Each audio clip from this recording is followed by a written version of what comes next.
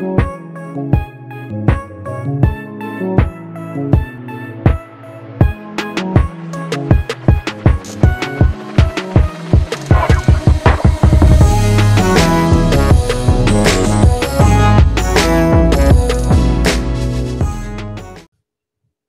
to another episode of the No Ceilings Podcast. I'm Tyler Metcalf, joined as always by Tyler Rucker. Rucker, how's it going? I'm doing good, Metcalf. This is a big one. I feel like this is going to be a very spicy episode. We got some very intriguing prospects to talk about that I feel like have been making a lot of noise, and some that are trending as some big-time sleepers. So I'm amped. I'm hyped up. What about yourself, Mr. Metcalf? How are we doing? It's Tuesday. You know, we're recording this for the Wednesday or the late night owls for Tuesday night. But how are you doing over there? I am swell. Survived a little bit of a puppy health scare last night, but all's good. Puppy is healthy, happy, eating, all good. But I'm with you. I'm really excited about this episode. I think there's some really good athletes, some really good ball players, and a lot of differing views where especially with two of the guys, it's two very different camps in who loves this guy and who loves that guy. And I guess instead of beating around the bush, might as well just get into it. And today we're going to talk about the two top prospects on the Baylor Bears and the Kansas Jayhawks. Given the recent discourse online and just in the general draft community, that's such an ugly statement. I can't believe I just said that. I think starting with the Baylor guys, with Jeremy Suhan and Kendall Brown, is kind of the best place to start. So they're two very different players who essentially kind of play the same position. So just want to start vague with it. Where are you at with those guys? Do you have a preference one over the other? Well, obviously you have to have a preference one over the other because you can't combine two people. But right. What's your general viewpoint with those two guys? So I was really excited that we decided to do both of these teams when it came to like breaking down these prospects, because I do think there's some this is a really strong slate of prospects for this podcast episode.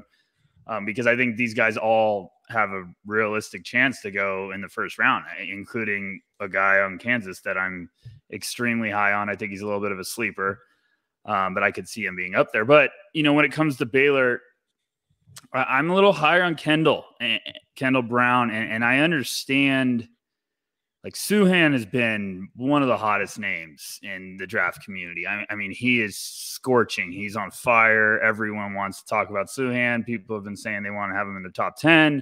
I mean, he is just roaring up boards right now, and everyone's getting drunk on it. And I understand this is, like we've said on previous episodes before, this is the time of the year where someone starts to really make a statement. And Suhan's trending as this guy that's going to keep climbing, especially if Baylor can have themselves a solid run and he continues to impress. So yeah, I mean, I'm higher on Kendall, but I really wanted to talk about this with you because I know you're higher, or you're very fond of Suhan. So, I mean, hit me with the Suhan talk, Metcalf. Like, let's talk this out, because I do feel like this could be a little bit heated between me and you, and I don't want to because I love you.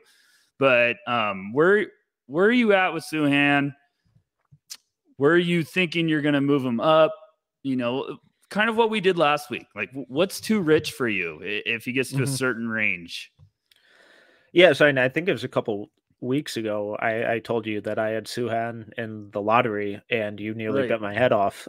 Yes. And he's still there. He's still at 12 for me.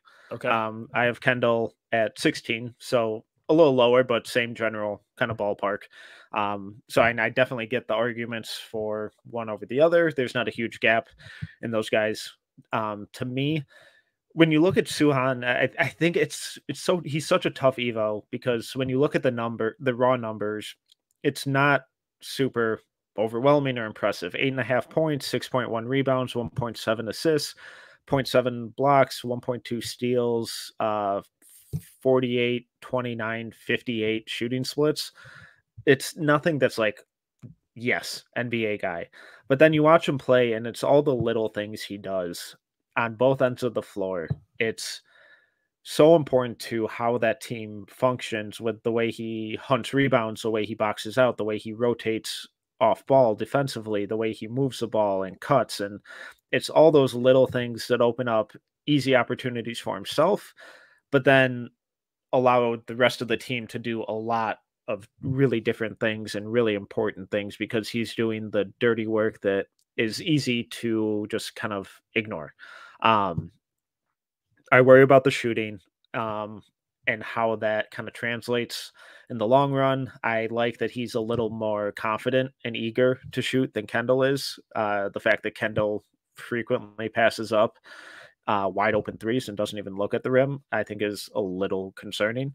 And then just Suhan's like the way he attacks the rim, I think is really, really impressive. It's not overly flashy, but he's got really good strength, good touch at the rim, really good footwork, and then he's really patient with up and unders or interior passing and stuff like that. So it's just a lot of little things that he does on every possession that I think is just really special, especially for someone his age. Yeah, you know what's funny is I watched both of these guys today. I was just tinkering with my big board, like just kind of messing around, moving guys up a little bit. You know, I'm not finalized with these rankings, but I still have Kendall at 12. I've had him there before. I'm still very fond of his game. I have Suhan around 18 right now, and he's one of those guys that I'm still wanting to kind of creep up. I know I'm going to keep watching him more later tonight, probably after this podcast, but it's funny to me because you watch both of these guys, and I really do feel like they're way more similar than some people might think. Like, I think it's funny to me because I almost feel like Suhan, is it Suhan? Suhan, right?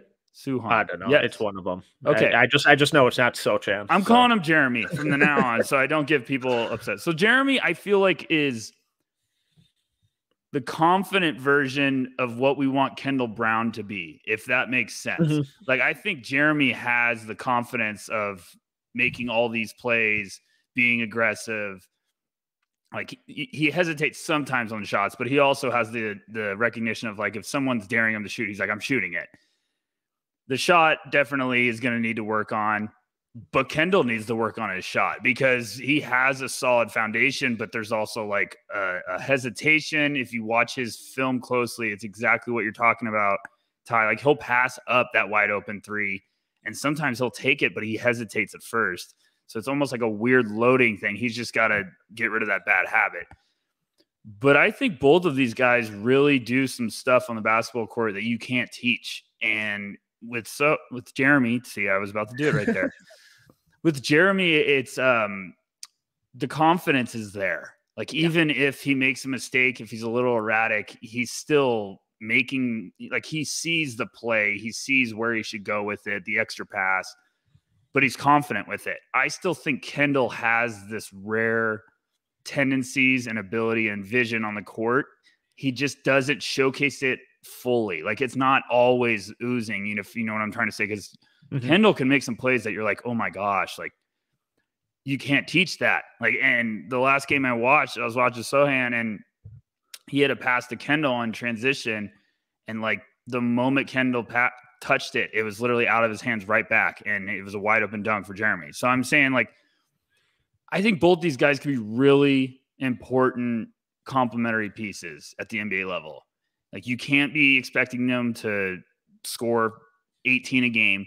I think they're just going to be these assets that really help your team, like, improve quickly, because Kendall also has freakish athleticism that you don't see it. Like, he jumps, and sometimes I wonder if he's going to actually come down. So I don't know. I'm really fascinated with both. I just think it's funny because Kendall was scorching in the beginning of the year.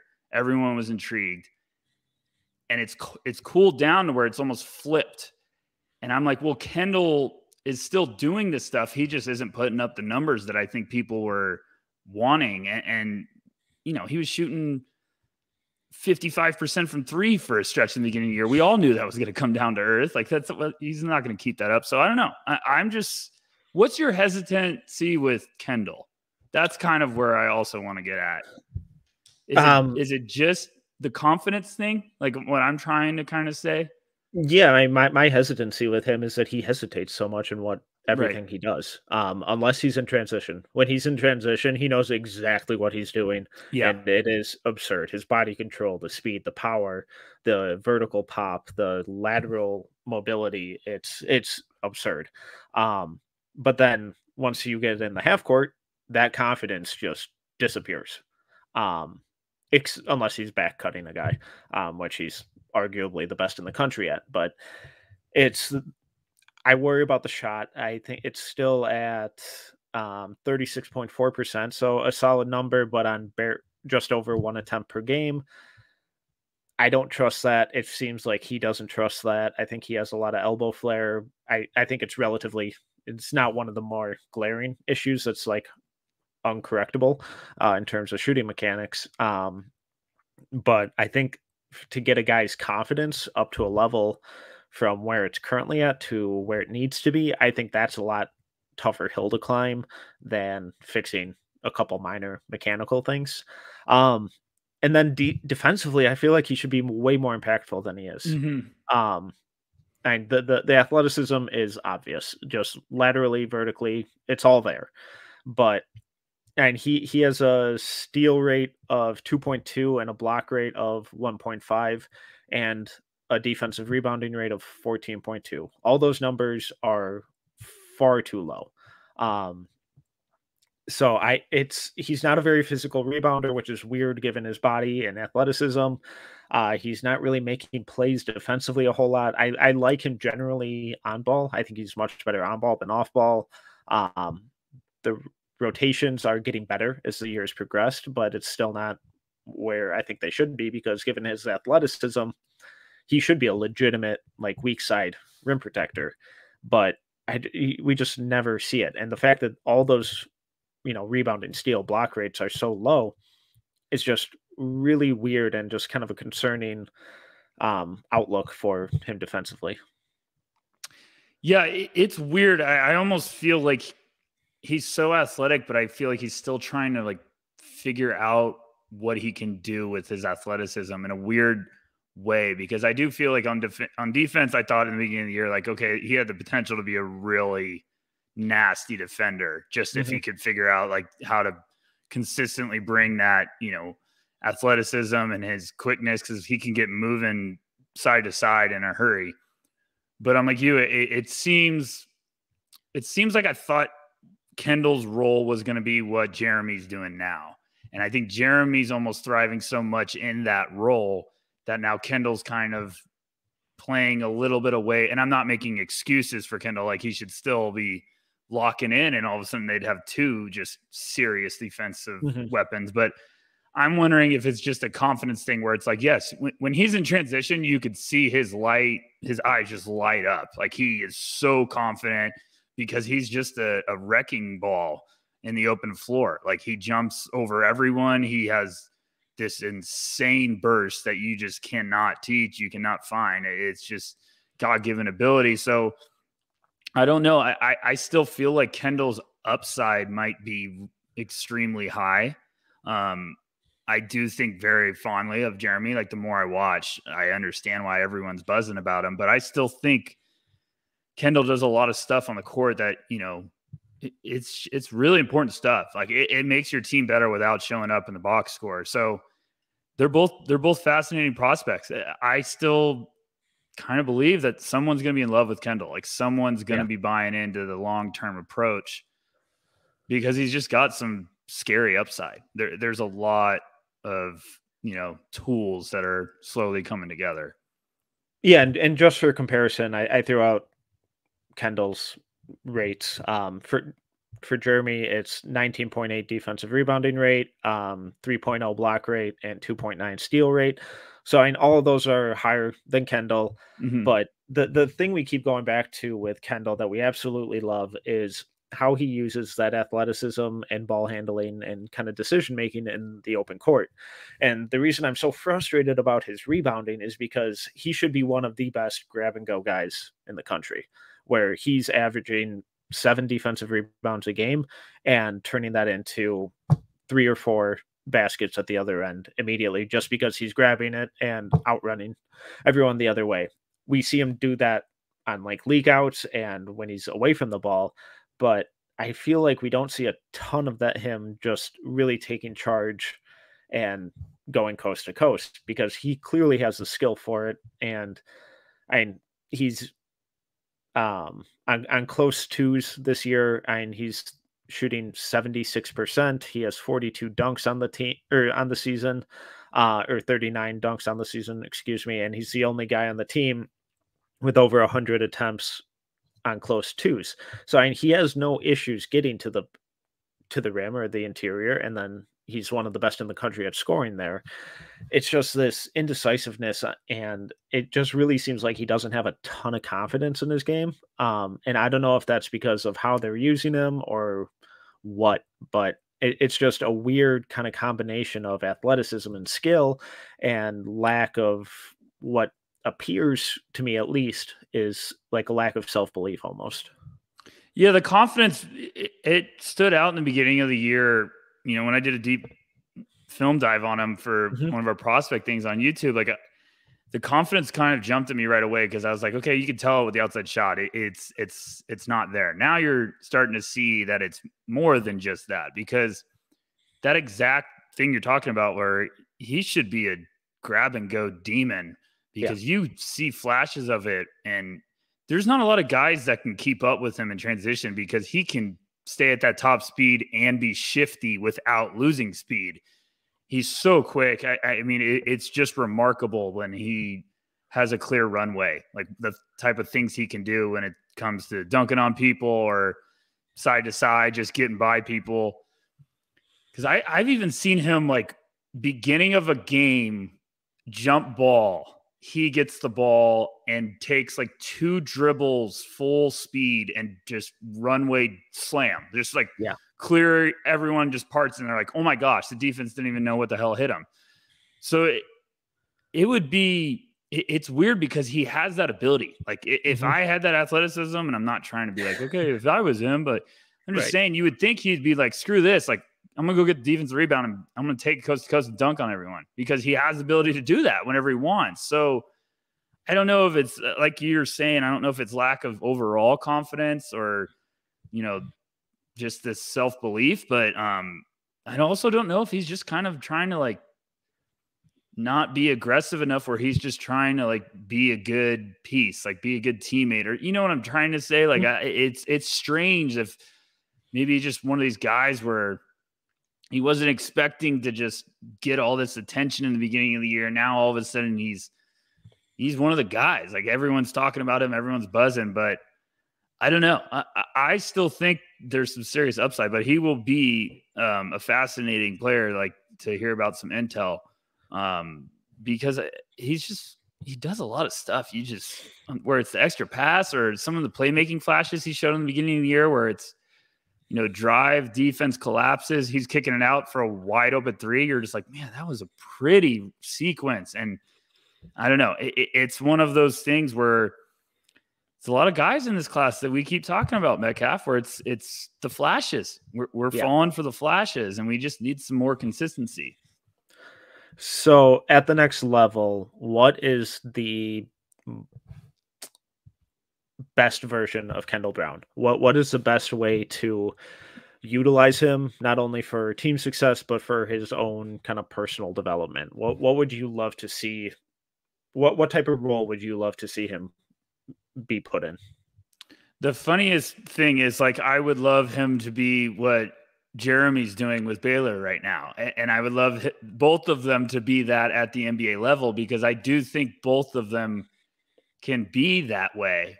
I just think Jeremy has way more confidence with what he can do. And you know, Jeremy is a gifted defender. He's ahead of Kendall as a defender. It's not even close. Like, from what I've watched, even like the ball handling, you can tell there's smoothness. There's some really good feel with Suhan. It's just, I think that's what Kendall could be, a dangerous weapon like that. If he went to a team where he's like he doesn't need to be the offense. He just needs to be like a rebounding defensive machine that is also horrifying with back cuts and attacking the lane, like does a lot of damage, makes the extra passes. Like I think that's where he gets really intriguing to you're not drafting him to be a bucket getter. You're just drafting him to make the rest of the core better on the court. I mean, what are you thinking? What do you think Kendall's dream role is? And you can talk to me about Suhan. I know you're barely holding it in. So no, I keep seeing so much of like Jared Vanderbilt and Kendall Brown, but Vanderbilt just flips off the switch where he just stops caring about consequences and just full steam ahead through the brick wall. He's not looking to go around it. And I feel like Kendall doesn't quite have that switch to flip, if you know what I mean. But his athleticism, what he could be, I think he could be like the Vanderbilt almost 2.0, especially if that shot comes around like we both hope and maybe optimistically think it could. For Suhan, it's weird. And we always talk about we hate doing comps, and I hate it with every fiber of my being. Those who throw out Scotty Barnes, I think, is a big reach. I don't think Jeremy's that level of athlete. Let's calm down on that, guys. I'm sorry. I love everyone in the draft community, but let's calm down there. Okay. Thanks. Appreciate it. Scotty's a freak athlete with absurd length. Jeremy is not that. He has really good footwork, really strong, really good balance, all that kind of stuff. He doesn't have the same level of athleticism as Scotty. But like that kind of like a smaller Bam Adebayo almost, I would love. God, I don't want to say Draymond Green, but like that type of player. I'm not comparing him to one of the best defenders of all time, so please don't misinterpret it as that. But like there are shades of like a Kyle Anderson. So it's tough with him because he's just kind of like the next step in this new trend of power forwards that we started seeing the last couple of years. So as kind of like a facilitator, rebounder, versatile defender, I really don't think there's a rotation that he doesn't fit into. He still gives me weird, like not a good shooting version yet of Boris Diaw. I know that is really a handful for everyone listening to hear, but like that's the vibes I get that you want Jeremy to turn into. Like you want him to be that smart passing, playmaking guy that plays really smart basketball, team defense, can get after it and just is a glue guy. Like I think these are glue guys. You want them to be what keeps the pieces of the puzzle together, like what helps everyone else's life on the team become easier. So I don't know why I just can't get that like Boris Diaw, and I loved Boris Diaw. So he's not there because Boris was a monster when he was when he was right. Boris was a monster. Just ignore the Charlotte years and focus on like the prime Spurs years because he was. Yeah, there's a reason why those Spurs team were flowing with Boris. Like that's the reason why. So like I'm not saying that lightly. I'm saying a very very poor version of that needs some work. But that's I think the hope you're getting Jeremy to turn into down the road, very, very long down the road. But I get it. It's always weird with those little versatile utility, like Swiss Army knife power forwards, because you always want to compare them to Draymond. I know someone on Twitter kind of asked us, like, what about Franz Wagner? And I still think Franz Wagner. Sorry, Germany. I still think Franz is some sneaky athleticism and he's a much better athlete but I do think Jeremy could be a fascinating asset. That could be something special where if you can get him to really be rolling, you can have a special weapon on your team. Yeah. And just to touch on Franz again, but Franz also has way more on-ball equity than Jeremy does. Mm-hmm. the shot's the big issue. Jeremy's not a very good space creator or anything like that. I don't think that's who he's ever going to be, and I don't think he needs to be that. Not everyone has to be that. But I think what you said earlier about these guys being awesome connectors is really important, because I'm not sure either of them make a bad team good, but I think they will be these guys who help make a really good team great, if that makes sense, where they can. That's a great way to say it. That was nice. We might have to clip that, Metcalf. That was nice. Everyone listening to that. I think you're spot on. I think that's the perfect way to say it. I think a smart team's going to take them earlier than some people think. And that is the team that is good, that wants to get to the next level. Like, this is the type of guys you need to, and I'm not saying right away. I'm saying, like, this is the type of guys that you're saying in 2 years, they're going to make us a problem being alongside everyone that we have here. Exactly. And I know we both gave our, official rankings or whatever at this point in time, but there's generally ranges to how that can fluctuate. So let's just start off with Kendall, and then you can go into Jeremy. What would be too high on draft night where you hear their name called and you're like, oh wow, that was early? Okay, bold, but good for you. And then at what point are you like, what is happening? Why is this guy's name not off the board yet? So I was higher on, I've been pretty high on Kendall the whole year, because I really believe the upside. But right now, I would say inside the top 10, I would be like, okay, that's a little, you won't sleep as good as you should have that night. You'll be a little uncertain, because I don't know if Kendall's ready to come in and help right away. If he's not asked to be a starter, I think he needs to learn the ropes, needs to build that confidence. Like, sucks to say this, he could be a lottery guy that needs to go play in the G League right away. Like, he just is going to be this one guy that, like, he needs to build confidence. You can tell it with the hesitation on some of the shots he has, like some of the things he does on the court. If he got outside of the lottery, I'd be like, someone's got to go get this guy. Like, this is going to make you a lot better. And I also think if he got outside the lottery, it would also be perfect for him, because he'd be going to a really smart organization that's like, no, we're going to get a heck of a asset, a heck of a lottery ticket that we're going to keep developing and cash in all the profits. So that's probably where I'm at with Kendall. What about you? I think top 10 is a little too rich for me. I could see 11 or 12, but that back end of the lottery to kind of mid first round. I currently have him at 16. So really any farther than that, or even like 17, I think at that point it's like, okay, this is kind of getting weird. Like, this guy's too athletic and has far too much untapped potential to keep falling this far. And then some dumb NBA teams will just continue to gift the good ones a really promising prospect. For Jeremy, God, we keep seeing people say top 5 or top 10, and I really like Jeremy. I really do. I think that's far too rich. I don't think he has quite that level of upside. But kind of that 10 to, and it's basically same range, 10 to 18, I think is ideal. I think any higher is a little too rich. Any lower is what is happening. There's some bad behind the scenes intel, or people are just making some brutal mistakes here.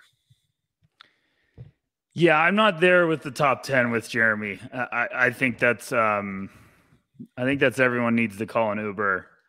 I would probably say 13, 14 would be like, okay, you went and got your guy. You're believing it and you're all in. Like, go get your guy is what I always say. If you have a guy you're in love with, don't wait. Go get him.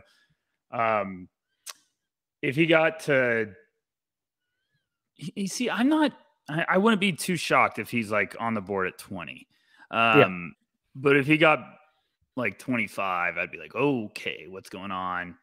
But I do think like this is a guy, especially with this draft, we always keep saying like there's a point in the draft where the range is just going to be so wild. So if he's on the board at 14, it's like, okay, this could be him, or it could be him going in 8 more picks. Like, it wouldn't surprise me at all. I would either say nice selection at 14, or I would be like, man, you got a pretty good value potentially at 22. So yeah, I think they're, like I was saying earlier in this podcast, I really do think these guys are more similar than people might think. I just think we're starting to fall for Suhan right now because he's the hot name, and you know, he's starting to give off the idea that he's going to start dyeing his hair like Dennis Rodman. So like, if he starts doing that in this season, I'm definitely going to have to start moving him up my board. You're going to have to move him up just for vibes alone. Yeah, if he does the leopard prints or like the 5 different colors, I'm in trouble. My big board is going to be destroyed. All right. Well, I think that's a good place to pivot to the other 2 guys, the Kansas Jayhawks, Ochai Agbaji and Christian Braun. Christian Braun. There it is. There it is. I want to start with Agbaji because Okay. I've been in love with him since the minute he stepped on the floor his freshman year, and immediately dove for about 12 straight loose balls. I've been begging this guy to go pro for years, and now finally he's going to be forced to. The developmental arc that his career has gone through, I think, is pretty astounding. As a freshman, he was originally supposed to redshirt, and then due to injuries, they had to take that away and just kind of throw him out there. And he was just this pure, chaotic, athletic energy guy. And the fact that he's now developed into someone who's consistently running the pick and roll, is shooting off screens, is shooting pull-ups, is attacking the rim, playing some of the best team defense in the country. It's such an astounding level of growth that I don't think can be overstated. He's currently 9 for me right now. I absolutely adore his leadership, his intangibles, what he does on the court every night. I think he's one of these guys where, yes, there'll be guys who go above him just for pure upside. But I really think he's one of these guys who's a can't miss guy and is going to be around the league for a handful of years. So if you had told me like 3 months ago, not even 3 months ago, if you told me like 2 months ago that you had him 9, I'd be like, man, like, wow, I'm proud of you. That's sticking to your guns. Like, and then I just keep watching him, and it's so funny because today I'm tinkering with my big board because I'm just trying to update it. I haven't done it in like 3 weeks, and I'm trying to be like, okay, like who I want to move up. You know, I basically just keep moving guys around, and then all of a sudden I'm like, okay, let's start to get serious. But I got to that exact number, and I was like, someone should jump up here. Who is it? And I just kept looking at everyone, and I don't know why, but the moment you just said that, I looked and I was like, that's not crazy. I think he could 100% be a top 10 pick. And I know that's going to be like people here in this room like, what are you talking about? He's 22 on draft day. He's, you know, upperclassman. And it's like, yeah, but this dude can play. Like, this guy does it all on the court. I just think some team is going to be in love. I think he's going to dominate the workouts. He's going to dominate the interviews. Yep. And I think teams are just going to be drooling. And it sounds like the kid's got a great background. It sounds like the intel is going to be really strong. This is a guy that's going to be the Chris Duarte vibes of early plug and contribute. He's got an NBA frame. He's got length. He's a tough SOB. Like, I really do think you're onto something. And for everyone that doesn't believe in Metcalf, he was drinking the Johnny Davis Kool-Aid about 2 months before everybody else was. So I know his previous draft rankings aren't perfect, but never gonna no. It's just 1 year. Everybody has one bad year. But I really do think Agbaji's, you know, we came into this excited to talk about Kendall and Jeremy with Baylor, and I was amped to talk about Agbaji because every time you watch him, I just love how he competes. He can shoot the shit out of the basketball.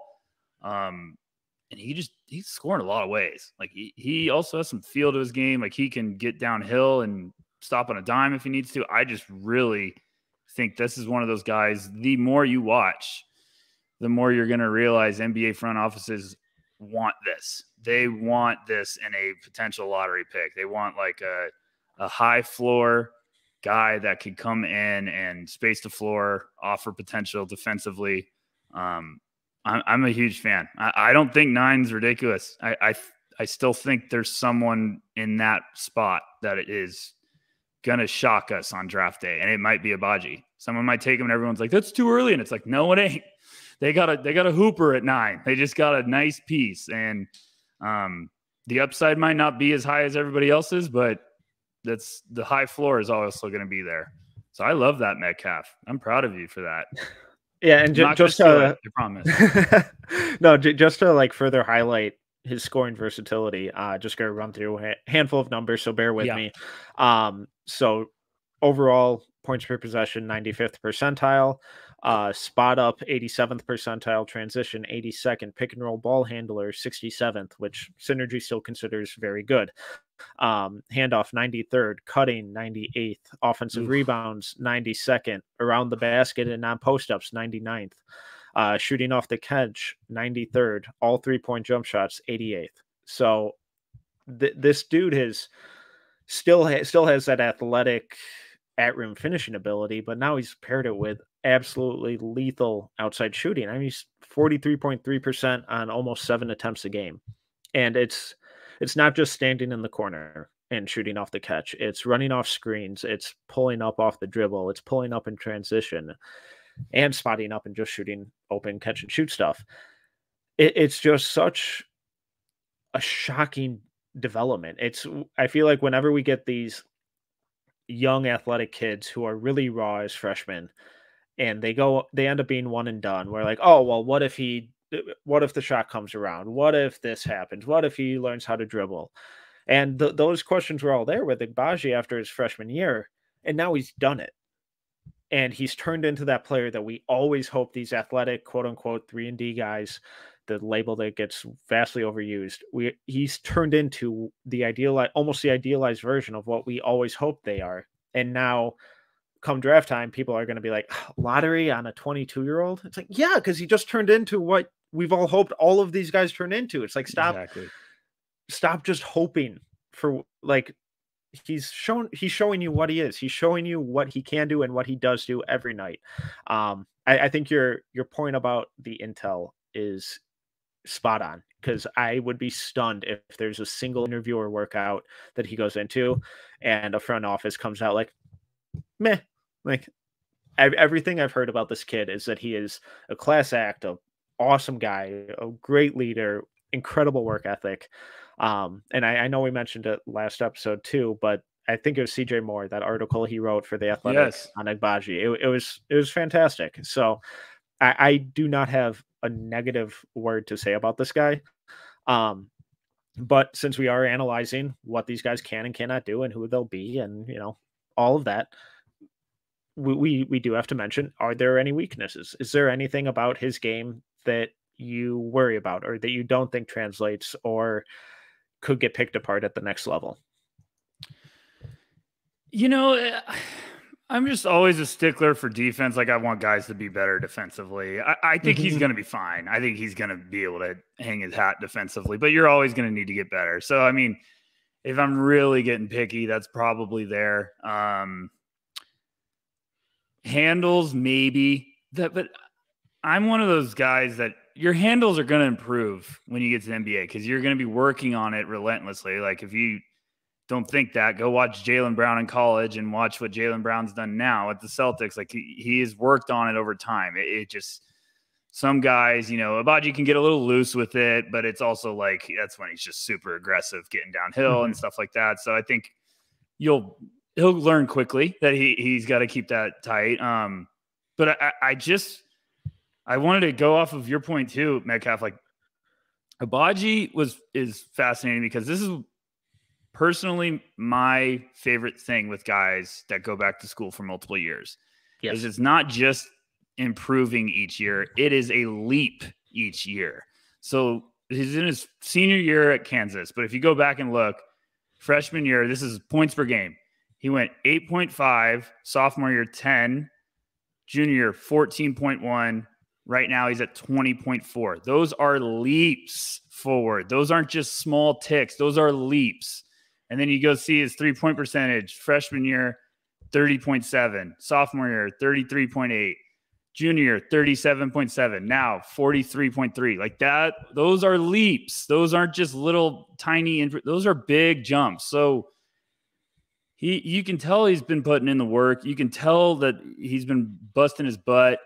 And for everyone that thinks like we're lying, like people have said he dominated interviews at the combine last year. Like scouts were blown away, but they just wanted him to go back and show more. And he's taken another huge leap, and you could see the work's putting in. So we're not just making this up. People have put it out there. Like he was one of the top interviewers. I think I've seen it in an article by Mike Schmitz on ESPN. I think I've seen it with The Athletic. Like you can find it. It's out there. So when they're talking about it, that means it's really getting positive feedback everywhere. So, I have him 14th right now. Every time I put him somewhere, I'm like, I don't have him high enough. Like it bugs the shit out of me. And today I tinkered and I just keep looking at his name and I'm like, why don't I put him higher? What is keeping me from having Agbaji higher? Because the age isn't an excuse. I understand everyone loves upside and youth, but I want hoopers. Like an NBA team wants hoopers. You want guys that are going to make your team better, and Agbaji's going to do that. So, but yeah, to answer your question, I think it's just some fine tuning. Some people might get scared of the shot selection. I don't. I think he takes some great shots. He's a tough bucket getter. He also can get through traffic. Slithery. Like he can navigate traffic in a hurry. What about you? Where are you at? Like, what would you say is probably like not the overall weakness? I'm just saying, what do you think areas of improvement, I guess, is the proper way that I like to explain it. Yeah, I think the shooting off the dribble could use improvement. I think some of that comes down to just workload and just what he's asked to do. Because the last 2 years, he really hasn't played with a point guard, and he's had to do a lot of the initiating. And once that is taken away from him, I think a lot of these weaknesses or things that we're talking about here kind of go away because he's not asked to do them. I think that the handle, it's fine. It's nothing special. But like you said, he's a really good athlete and knows how to get to the rim still. So just like a really effective straight line driver. Then I think while his offensive production has skyrocketed as he's gotten older at Kansas, I think his on-ball defense has gotten a little worse. And again, maybe that's just due to he has such a big offensive responsibility now that so energy has to come from somewhere, and maybe that's it, because he's still a really good team defender and off-ball defender. So it's not like the instincts or anything like that is gone. Maybe the athleticism is just taken a half step back. So stuff like that, where defensively in the NBA, I think he's probably more of like a Robert Covington, where he's this awesome team defender, but will get burned on ball occasionally, rather than like a Mikal Bridges, who's going to be the defensive player of the year sooner rather than later. I don't think there's really any glaring weakness, especially since he's going to be asked to play more off ball. The off ball shooting's ridiculous. I think it's just a lot of things that he's never really been asked to do that he's now being kind of forced to do because the team doesn't really have the pieces for it. And he's just like, all right, this is my team. I'll step up, coach. Like, sure, I'll do this. Yeah. Like I've gotten massacred on YouTube for saying that he should go to Memphis. We have the one guy that keeps commenting, like, I love him. I love how passionate he is. Like, I always love the fans. Like, I've always joked, like, if you want to come after me, come after me. But like, this is exactly Agbaji going to the Grizzlies would be a horrifying development for the NBA, because you're giving him more spacing, which means now he's going to be more of a threat when he's catch and shoot opportunities, playing off the ball, what he does best. So now you're all of a sudden making his life way easier. I mean, can you imagine Morant driving and being able to kick to him or Bane? Like it'd be horrifying for the NBA. So I'm just saying, like, this is a guy that you're going to draft and his life's going to get easier because you're not drafting him to be like, okay, here's the ball, go get it. He can do that for you, but you're hoping you're drafting him with like, okay, we have a couple pieces. We need a guy that could be a lethal floor spacer, like catch and shoot weapon. And yep, you just got one. So I just really do think like if he was putting up his numbers and he was 20, he'd be a top 7 pick. Like what would we be talking about? We'd be like, yeah, Agbaji's up there, but this is damn upperclassman tag where we're just being like, well, he's 22. And it's like, who cares? Guy could fucking play basketball at a really high level with any gun in this class. Like, I don't know. See, now I thought I was going to get in a battle with you. Now I'm getting a battle with my inner demons about the upperclassman tag. So no, you will never have to fight me over supporting Agbaji. Yeah. And yes, technically he has less room to grow than other guys with a lottery grade because they're 18 and he's 22. But also, if you look at how much he's grown since his freshman year, I'm not ruling out continued growth. I'm not ruling out that he can add something new to his game that can help him be an even better player over the next couple of years when he hits his more traditional prime. So yes, he's older. I think that gets way overused. If we were arguing for him in the top 3 or 4, then okay, then I think age comes into play, and it's like not quite. But when middle to late lottery, it's like this guy is a proven leader, proven player, proven contributor at anything you ask him to do. What else could you ask for? Yeah, I'll have one more bold take that'll probably piss some people off, but I'll give a shout out to baseball fans with this next analogy because of the horrible news today. So sorry for that. I think everyone wants to swing for superstars. They want to swing for the fence. Every fan base wants to do it. Like they get to a point where they're like, hey, you're picking 9th. You should be swinging for the fences. You get fired when you keep swinging for the fences. I think if more teams swung for singles and doubles, GMs would get extensions. They would be getting out of the lottery. They would not be in the lottery every year. When you keep swinging for raw upside, like upside is a horrifying word when you're talking about prospects, because then you become fascinated with this idea, this obsession of what a player can turn into. It doesn't mean that he is that right now. You're just dreaming of what he could turn into. Agbaji, we know what he's going to be. Now, he might not have the upside of Jaden Hardy or Benedict Mathurin, or guys like that. You might say, hey, those guys have a higher ceiling. But Agbaji might be safe, and Agbaji might get you a contract extension, and Agbaji might have you picking 18th next year instead of 9th. Like, those are the type of players that teams need to be more fascinated with when it comes to picking in that range of getting outside the top 8 almost. Because yeah, you could take a swing, but if you take a swing and miss, you're probably not gonna have a job. Like, you're probably also setting your team back 2 years because you just took that massive swing. Because say you're taking this super raw, I don't know where I'm going with this, but like, say you're taking a super raw big man that you think is going to be a franchise altering presence. Who could that be? No, I'm not talking about just Jalen Duren this year. Because I do think I'm just saying this has happened with centers all over the place. If you look back. Every year. And if you take that guy, you're waiting 2 years to see if he makes some strides. If he doesn't, you're picking in the lottery again. And if he doesn't do that, you're picking in the lottery again, and you're probably out of a job. So I just think, yeah, I understand when fans are like, no, you got to go for a superstar. And it's like, no, you don't. Some guys do because they think it's, we got to get a star. And it's like the smart GMs see the value, they take it, and they run with their next contract extension. They run to the bank and they're saying, all right, we got better. We got a safe asset. Let's regroup. And obviously no prospect's a guarantee, but I think this is why guys like Agbaji need to be more desired when it comes to the lottery. There you go. I'm done with my rant.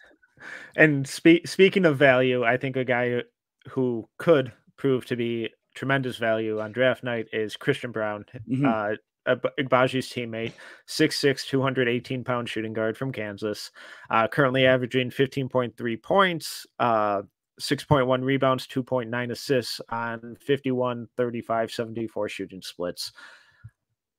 I'm a huge Christian Braun fan. I believe you're even higher, so I'm just going to give you the floor on what are your overarching thoughts? Where do you have him? What do you love about him? Where are you at with Christian Braun?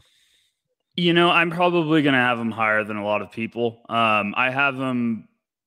Where's my I had him 27th right now, and I understand there's going to be some people that had him in the 40s. There's going to have some people that are like, he might not even get drafted, whatever. I understand everybody's doubt, but my thing is I believe Christian could be the highway robbery of the draft, depending on where he gets drafted. Another guy, just like Agbaji, that has kept staying at Kansas. I remember watching him in his freshman year, and I was like, who's this white kid that looks like he could shoot the cover off the ball? Yeah.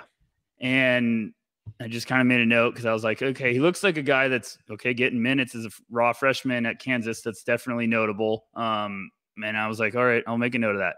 And I keep tracking him over the years, and I've been really intrigued because he just keeps getting better. He just is a damn smart basketball player. Like, he just knows where to be all over the floor. He moves brilliantly away from the ball. He understands spacing. He understands how to make the right pass, the right decision. He's not afraid to mix it up. He is confident. Like, he is not afraid to talk shit to anyone. He doesn't give a crap who's lining up against him. And, you know, I've even read an article, I think, earlier this year by The Athletic again, and they were talking about Christian Braun, especially, and Agbaji was like, man, that dude's an asshole when he's rolling. Like, he will let you know, and he's got the game to back it up. So, you know, I think people will look at Christian's stats and they'll be like, oh, he's supposed to be this good shooter. Why is he shooting such a low percentage? Well, he's shooting, I think in the last 7 or 8 games, he's up in like the mid 40%. He can shoot. I think I wouldn't judge that number too much. But the biggest development from his sophomore year to this year, I think, has been his attacking, like putting the ball on the ground and creating 100%, because he's a big boy. Like, he's around 6'7". Now he's showing some nastiness, and he can hold his own defensively. Like, this isn't, I'm sorry, Miami Heat fans, but this isn't a Duncan Robinson situation. Like, he's Kevin Huerter vibes where like he could be a bigger version of that. I really do believe it. This is just a smart basketball player. Like, he's not going to go get you 25. He could. Like, he can get hot and take over. But I think he could do more with a 12.9 rebound performance than a lot of people will realize. Like, hockey assist guy, where it's just the ball is supposed to go here, one extra pass, it's a wide open 3. Like, he sees the floor well. I'm just a really big fan. And I think if he went in the second, I think whoever gets him is going to get a heck of a steal. If someone's really smart at the end of the first, like a playoff team, I think they would jump all over them because that's a smart basketball player that knows his strengths, which is a big deal. He knows his strengths. He knows what he needs to do on the court also to make his team better. So, yeah, humongous fan. I know Nathan at Draft Deeper and on our No Ceilings crew, he's a huge fan too. We've been trying to figure out a way to do a piece together on Christian, but I don't even know if we can keep it under 10,000 words because we love him so much. So, yeah, where are you at, Metcalf? Like, are you said you're a big fan. Do you think is there anything else you need to see, like, when it comes to being an NBA prospect? Like, what's too early for you? You know, the same questions we've been saying with these guys, because I really do think, I understand the defense needs to come around a little bit more consistently, but I think he's shown enough where he should be able to hold his own. Yeah, he's really tough for me because I've had him like as high as 25. Mm-hmm. He's currently at 37 for me right now. And I think that's more so me just moving other guys up instead and not necessarily moving him down, if that makes sense. Right. But and I agree. I understand. Yeah. I understand. I didn't mean to interrupt you, but that's what I said before. Like, I think he could go anywhere in that range. Like, I really do. And it's going to be one of the underrated storylines, I think, on draft days, seeing where he goes. Because I do think he could have a strong, pre-draft process too as well. Go ahead. Sorry. I didn't mean to cut you off. No, you're good. So I'm like top 20 would be way too rich for me. 20 to 25, it'd be like, okay. Anything after that, I'd be like, yeah, okay, that makes sense. Something you mentioned that I think is so important is the way he attacks the rim now. And his freshman year, he was an absurd shooter, and it wasn't on super high volume, and he averaged 5.3 points on 44.4% from three, and he was dubbed this awesome shooter. Shooting percentages plummet the next year to 34%, but on 9.7 points per game, because defenses realized, okay, they know who he is at this point. He's not a surprise. They're out there running him off the line, and he couldn't really do anything when he got ran off the line. And it was like, oh crap, I can't take this three anymore. Now what?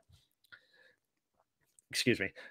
This year, now he's attacking the rim. Now he's attacking, finishing above the rim. He is not a sneaky athlete. He's a legit athlete. This dude's got some vertical pop. And then his passing on the interior, I think, has really taken a leap. Currently, 15.3 points. I mean, he's still only at 35% on 3.5 attempts from three, which I don't love. I think he kind of has a little bit of a low release, but it's consistent. It's the same thing every time. And on higher volume or a bigger overall offensive responsibility, it doesn't surprise me that shooting percentage has come down. But the fact that now when defenses run him off that 3-point line, he's like, okay, let me just attack the rim at will, and I will yam it on your center and then talk all this shit to him because he just got dunked on by a 6'6" white dude who jumped 20 inches higher than him. I love his attitude. I love his, like you said, that's how that story laid out, that he becomes a different person on the court than he is off, where off the court, he's this great dude, great teammate. On the court, he's this fucking asshole that will talk all the shit. He has so much confidence, and the passing, the scoring improvement, it's similar to Agbaji, and a real testament to Kansas's development staff, because he's like Agbaji. Braun has taken these leaps every season. 5.3 points to 9.7 to 15.3, 0.5 assists to 1.9 to 2.9, 2.9 rebounds to 5.2 to 6.1. They really know how to grow these guys' games to make them really well-rounded players. And that's exactly what Braun is. Defensively, I think he's okay. I don't think he's bad. I don't think he's great. I don't think he's going to kill you. I think he has the athleticism to be better. And, if really made a point, it won't surprise me if he turns into a solid defender. So really anywhere in that like late first, early second range, I think it is a legitimate shot for him to go. Whether he decides to come out or go back to for his senior year and kind of have that be his team, I think will be really interesting, because it would almost be a really similar Agbaji arc to kind of how his Kansas career went. Yeah, it's really I wanted to say exactly what you just said about Kansas's developmental staff, because you're seeing the exact same thing with Christian, and it's fascinating to me. I really do think the strides he's taken, because last year when I watched him, I was like, okay, he's taking a step. It's not the step to get to the NBA. So I was like, he's either going to have to be another big leap next year to get in the conversation, or he's going to have to be Agbaji's path, where it's like, okay, he's going to play 4 years, hopefully gets drafted earlier than he deserves when he puts up solid production because of the upperclassman tag. But, he's not arrogant with his confidence. I want to put that out. It's not like this. You can't stand watching him. It's just like, he knows he belongs out there. Yeah. He wants to compete. I don't think he's aggressive to talk it, but if you poke the bear, he's going to come alive. And that's what I love about him. But he also he's taking these strides in a number of different areas. Like, his rebounding. He's had a couple games recently where he's having like double-digit rebounding games. And so like he's not afraid to get inside. He's not afraid to mix it up. I'm just really, really a big fan. And I'm like you, it'll be fascinating to kind of see. I think he could be a guy on that team that heats up if Kansas has a run. And then that stove could start to get on high speed. Like we could start being like, okay, here comes the Christian Braun movement. Like I really do think this is a smart basketball player that can do a little bit of everything on the court and understands how to get to his spots because he's just smart. He doesn't need to force. He understands how to get his shot, how to work to get somebody else a better shot. Like those are important qualities.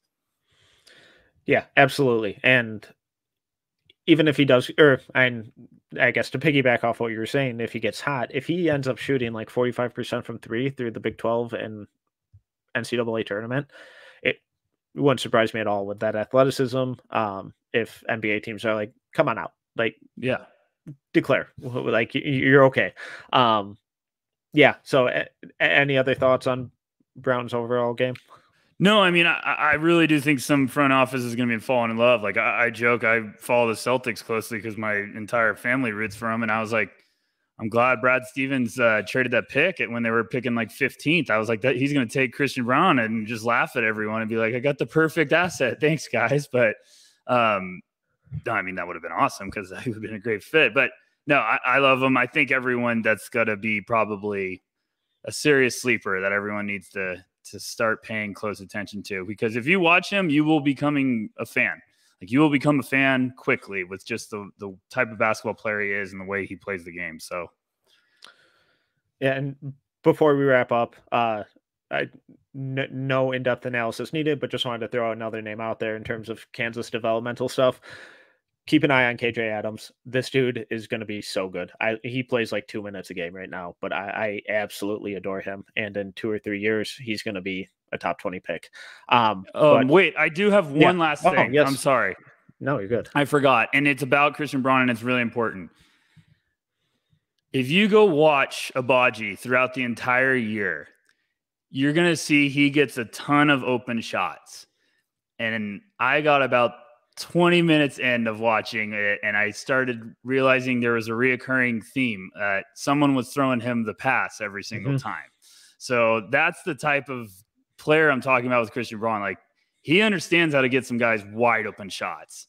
Like that is just being a team player. And I think that's the type of stuff that's really going to stand out to scouts and front offices, because they're going to be like, hey, this guy knows how to find people. Like this guy doesn't want to go get 25. He wants to get his team a W at the end of the day. So I thought that was really important. If you go watch Agbaji now, like just, you're going to see a certain player throwing a lot of really good passes, and it comes up a lot. I was shocked. I was like, oh my gosh, it's every time. So I just wanted to make sure to say that. Yeah. It's a common theme with both those guys, with how they use their athleticism and basketball IQ to put pressure on the rim and then take whatever the defense gives them. If the defense slides over, they're dumping it off to McCormick or kicking it out to each other for an open three. If the defense doesn't slide over, they're have an easy bucket at the rim. It's a testament to that Kansas coaching staff and how they develop these guys and teach them how to play. But Rucker, if that's it, as always, what was the best thing in the basketball world you saw recently? I love anarchy, and there was a pretty obvious one that I feel like Metcalf's going to mention, so I'm going to let him have that one. But I love anarchy and chaos, and it just turned March 1st today, and what better way to get prepared for March Madness than all the top 10 teams losing pretty much on the same night. It was just so awesome. I was like, yes, this is the tone setter for the tournament. This is perfect. But I'm so pumped for March Madness to be back, because I'm just amped about what we're going to be doing with no ceilings and everything going on in the basketball world. It's a beautiful time of the year. Just feels right. Yeah, absolutely. What about you, Metcalf? What was it? It's John Morant. It's got to be. He's just absurd. The fact that we all cheered when he murdered another human being on live TV it's a little worrying for our society, but God, that was absurd. Yeah, and he's just on another level right now, and that Grizzlies team is legit. And another testament to like what we were talking about with Agbaji earlier. yes, some luck comes into play with the Morant pick, but the way they've built that team through drafting good quality players and then taking the occasional home run swing with like Zaire looks great. with Zaire Williams. That's how the smart teams build. And I think it's a real testament to how smart and thoughtful and strategic that front office has been. So just the Memphis Grizzlies as a whole, and especially John Morant. But Rucker, please plug away, tell the people where they can support you and what to keep an eye out for. I'm at Tyler_Rucker on Twitter. You guys can hit me up anytime you want to chat some draft or just chat some hoops or, life in general. But also at www.noceilingsnba.com.